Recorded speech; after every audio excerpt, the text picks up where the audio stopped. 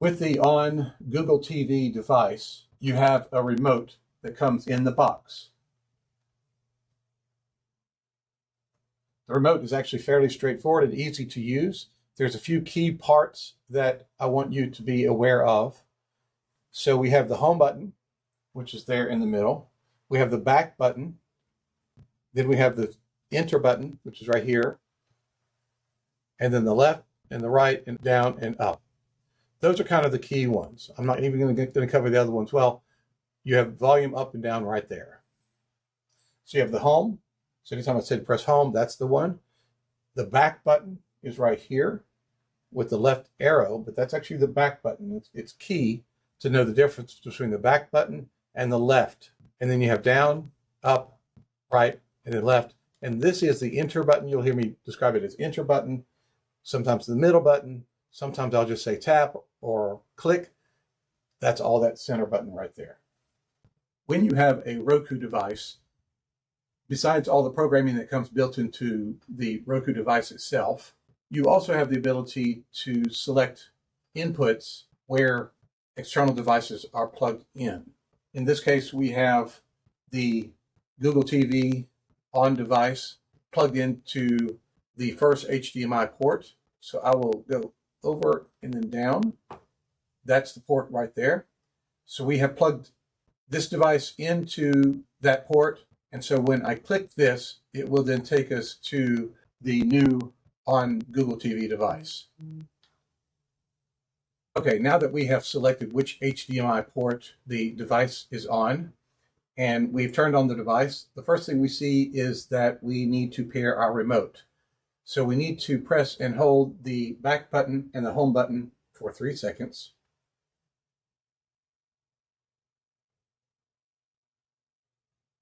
At which point it then recognizes and begins to pair with the remote. I'm going to go through a couple of setup steps here.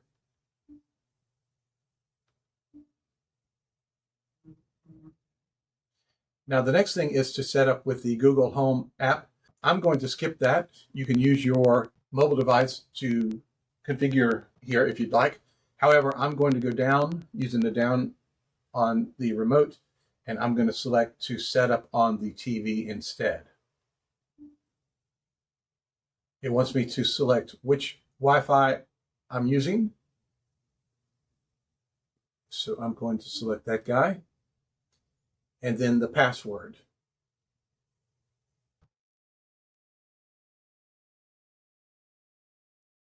Now that I have entered the password, the connection will be made with the Wi-Fi, and the device will configure itself. Now comes time to sign into our Google account. All you do here is provide your Google email, your Gmail account, and then the password. I'm going to skip past this so you don't see my details and hack my account, and then we'll come back to where the next step goes. Okay, I have entered in my Gmail credentials, and it's asking now if I want to accept the terms of service, so I will do that.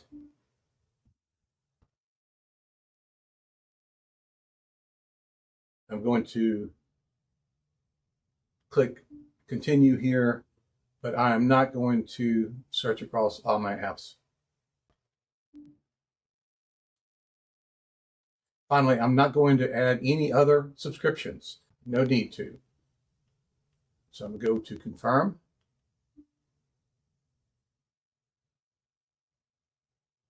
I'm not going to set up using the remote for the volume and power on, but that's something you could do if you would like.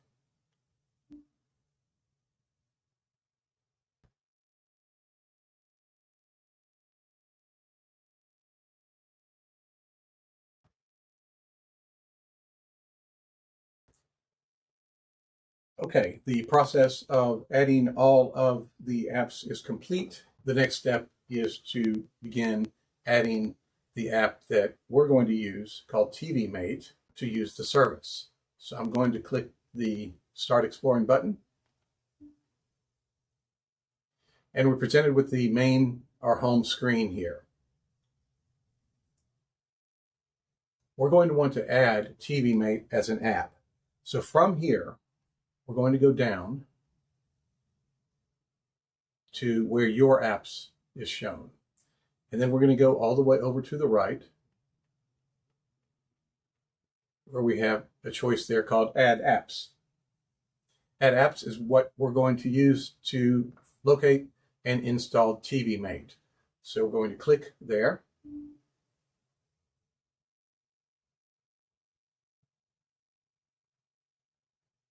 And this presents us with the apps screen. So I'm going to use the down, and I'm going to go to the video players and editors choice.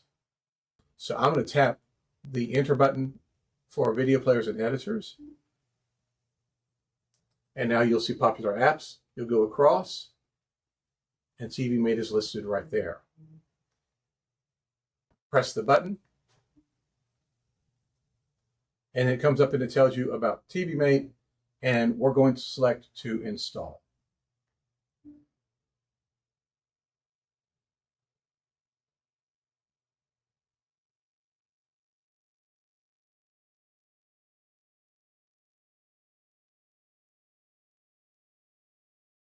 So now it's installed, and the next thing we're going to want to do is open it, because we need to now do the configuration that's required to use it to watch the service.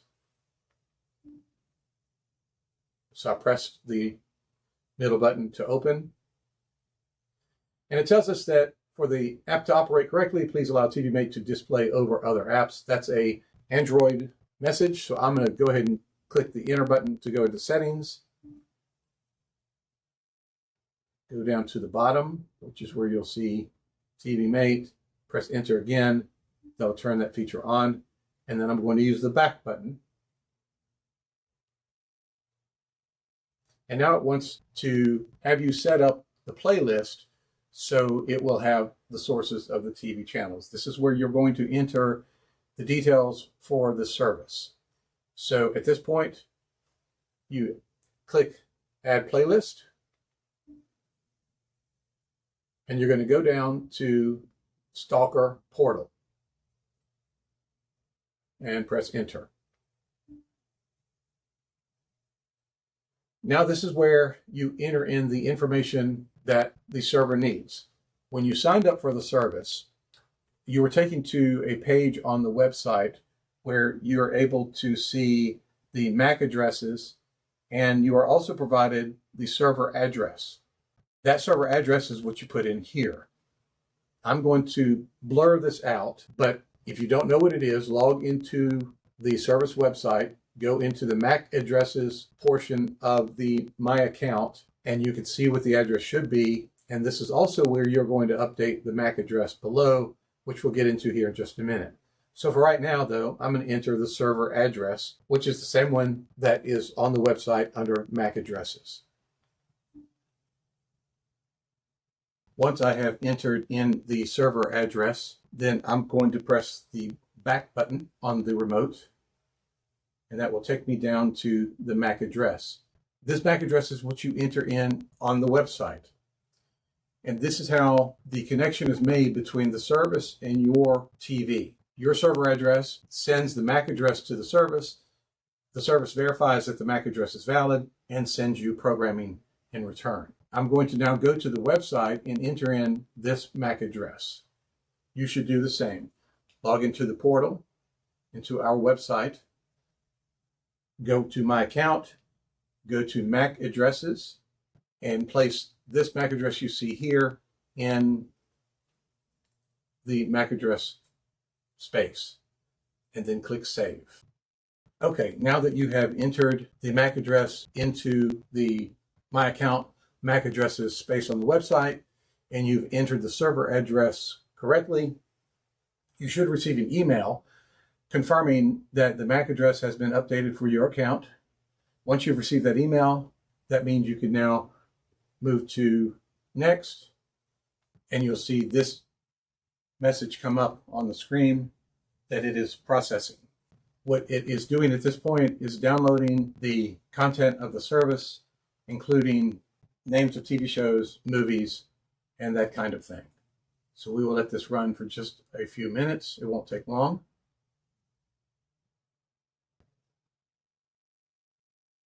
Okay, now the processing is complete and your playlist has been updated to include the number of channels, movies, and shows that are current as of the time you are installing this on your device. So I'm going to go over to Done. Click Enter.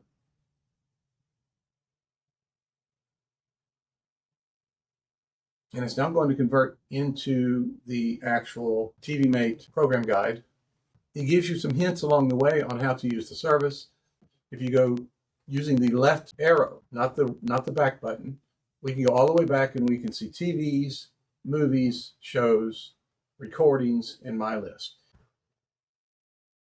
Once you have completed the installation of the TiviMate app, another good idea would be to move the TiviMate app icon to where it's easily accessible. Right now, from your home on the Onn Google TV device, you can't even see it. So I'm going to go down